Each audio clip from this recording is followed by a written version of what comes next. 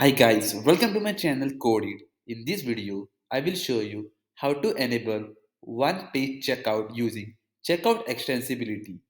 For that, you need to go under Settings. Now, click on Checkout. Over here, you are going to see a new option called Customize your checkout. Now, click on Customize. Then, the customizer page of your theme will open. Now click on the settings icon over here. Then scroll at the bottom.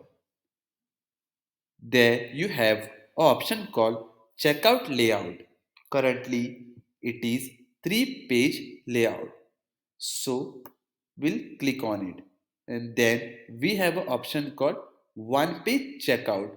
So one page checkout is faster because from one page itself your customer can enter the information and then select the payment method and can place the order. So Shopify also recommends this. See, they have given recommended. Now select this. So guys, we have enabled the one-page checkout on Shopify. But to save the changes, we need to click on Save button over here.